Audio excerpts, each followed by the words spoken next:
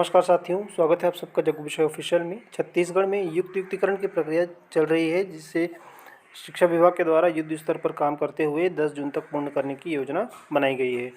इस प्रक्रिया का विभिन्न संगठनों के द्वारा लगातार विरोध किया जा रहा है और इन्हीं विरोध को देखते हुए इस प्रक्रिया के न्यायालयीन पचड़ों में फंसने की आशंका को लेकर छत्तीसगढ़ सरकार ने छत्तीसगढ़ हाई कोर्ट में कैविएट याचिका जो है वो दायर किया हुआ है। चलिए सीधा उस कैविएट नोटिस पे चलते हैं और देखते हैं कि क्या बातें जो है उस नोटिस में लिखी गई हैं और ये जो नोटिस है ये क्यों लगाया गया है। तो साथियों, ये वो नोटिस है। चलिए इस नोटिस को पढ़कर समझने की कोशिश करते हैं कि क्यों छत्तीसगढ़ सरकार के द्वारा ये जो कैविएट है वो लगाया गया है।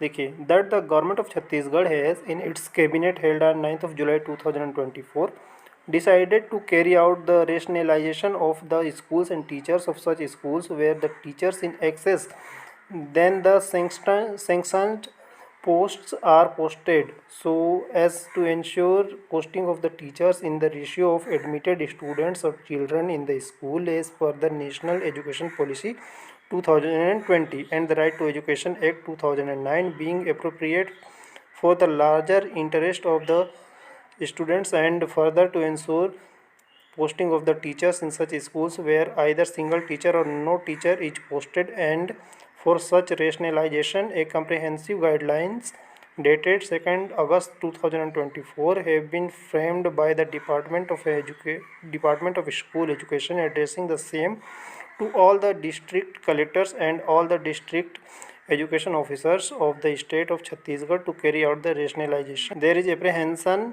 that a writ petition accompanied with the application for grant of interim relief may be filed challenging the aforesaid decision and guidelines of rationalization dated 2nd of August 2024 issued by the state government and may pray for an interim order against the said decision and guidelines.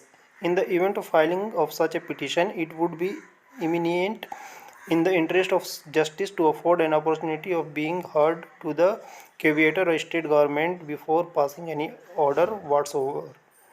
In the ends of justice, the address for notice to the caveator is being given herein below. The Advocate General, Office of the Advocate General, Chhattisgarh high court campus, Bodri, Bilaspur, CG. तो साथियों, ये वो notice है। चलिए अब इस notice को हिंदी में समझने की कोशिश करते हैं कि क्या बातें इसमें लिखी गई हैं।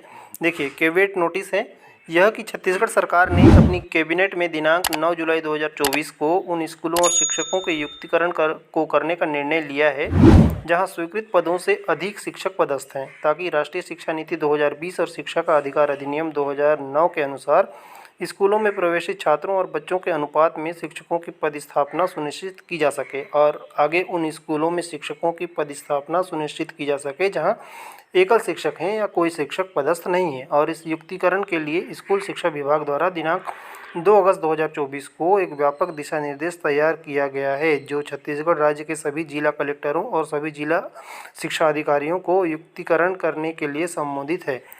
आशंका है कि उक्त निर्णय और दिनांक 2 अगस्त 2024 को जारी युक्तिकरण के दिशा निर्देशों को चुनौती देते हुए अंतरिम राहत के अनुदान के आवेदन के साथ एक रिट याचिका दायर की जा सकती है, और यदि ऐसी कोई याचिका दायर की जाती है तो न्याय के हित में कैविएटर या राज्य सरकार को कोई भी आदेश पारित करने से पहले सुनवाई का अवसर प्रदान किया जाना न्यायोचित होगा। इसलिए कैविएटर को नोटिस का पता या जो कैविएटर हैं उनका नोटिस का पता जो है नीचे दिया गया है।